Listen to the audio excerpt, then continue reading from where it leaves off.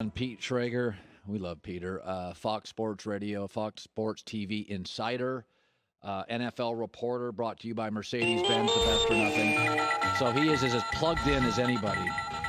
I got to tell you this, when I was growing up doing this, younger, the NBA was always the transaction league. The NFL has blown by it. It is now the transaction league. Even the Patriots spend money. So let's talk about the free agency for New England. One of the things they clearly upgraded was tight end. Your thoughts on that? Yeah, first of all, Colin, I remember covering the league when free agents used to have to visit the teams before they signed. That is a thing of the past. Now you just sign before even meeting the guy. This is a huge deal.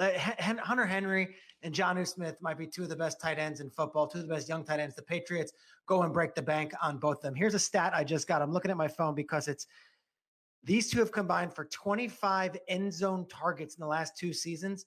The Patriots have thrown to their tight ends in the end zone just 3 times over the past 2 years. So you think about the height and the width and the length of these guys and their natural ability and their ages.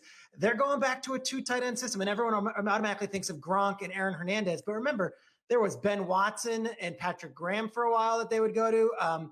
This is what the Patriots' bread and butter was, the 2 tight end system where they can both crush you from the inside and the outside. Both these guys can block. And if they stay healthy, it's smart. I spoke to a source who said the Patriots put all the wide receivers and tight ends in free agency in one board, and they called it pass catchers. So it's not like we need this wide receiver and this time. They said pass catchers. And Jonnu Smith was on the top of that list, and Hunter Henry was high as well. Patriots are zigging when everyone else is zagging. I respect the heck out of it. They looked at their 7-9 team last year.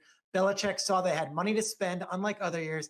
And in the past, the Patriots would sit back, smoke a cigar, and laugh when everyone would spend crazy money on players that they let go, their free agents.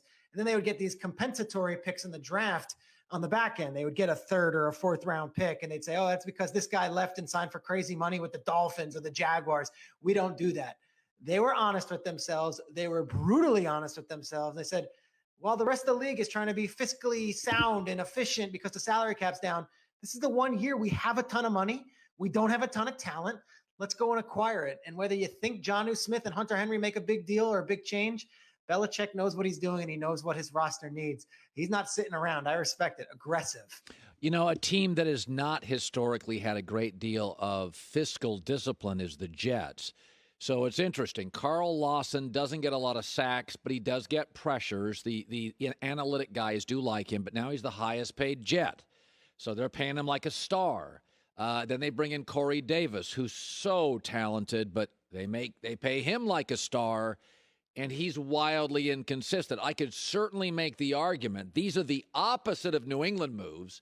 They pay a ton of money, star money for guys who have kind of been inconsistent. But is there a greater message in what they're doing here?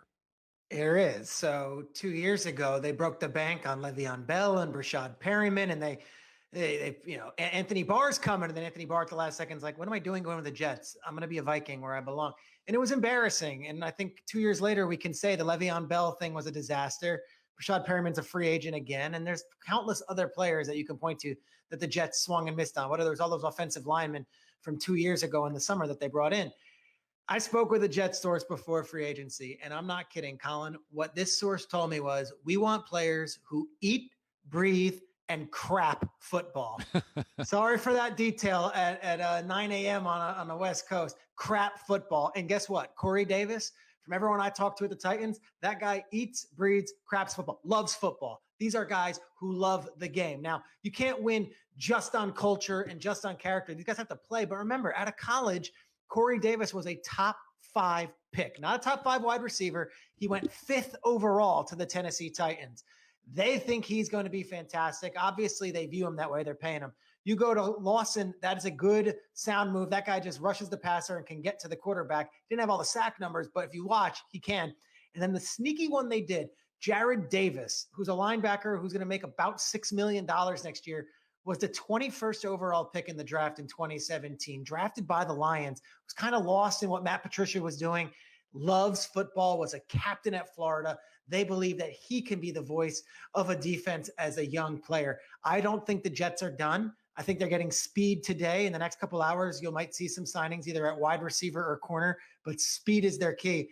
But from Joe Douglas to Saleh to the owner, they want players who love football and want to be New York Jets, because Robert Saleh signed on to be the Jets coach because he wanted to be a New York Jet. That is the message. Who wants to be a Jet and who's going to be about football first and everything else second. And a couple of those wide receivers that they didn't sign, I think you could point to that as one of the reasons why they went with Corey Davis as opposed to those players. Yeah, I don't know. I just don't love it. Wide receivers, actually, there's a bunch still available. So, I mean, what is that telling us? There's some really good players out there. Market. This is interesting, right? So Kenny Golladay, everyone was doing flips over.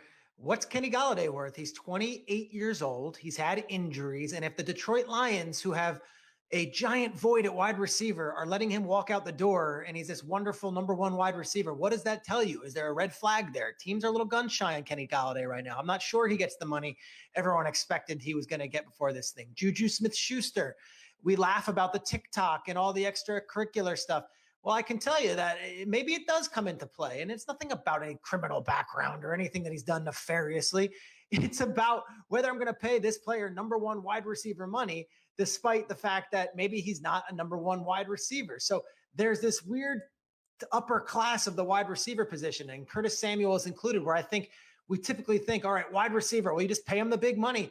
The draft is loaded with wide receiver talent this year, and there's a really good second tier of free agents, and that's the Corey Davises who you saw got signed. I think T.Y. Hilton, A.J. Green, players that teams know can come in and be professionals. They might not want to break the bank in a year where everyone's salary cap is way down, and they've got to be fiscally efficient on guys like a Juju or Kenny Golladay, which still might have some question marks, and we're not sure they're number one wide receivers yet. You know, Schrags, my guess was that Ndamukong Suh would not be retained because the Bucs have a end of the first round pick and there's some good interior linemen down there, but that they'd kind of figure out a way to make it work, and it does look like they're keeping the band back together, right? Yeah, look, Bruce Arians had a few pops in him at the parade, and he's like, this guy's coming back, and this guy's coming back, and this guy's coming back, and we kind of like, all right, it's nice 2 days after the Super Bowl. Let's see if all those guys are coming back. I could tell you they had a plan, and it's crazy. They had a PowerPoint, basically, and it's Jason Light and Mikey Greenberg, who's a salary cap guru, and Jason Light's the GM.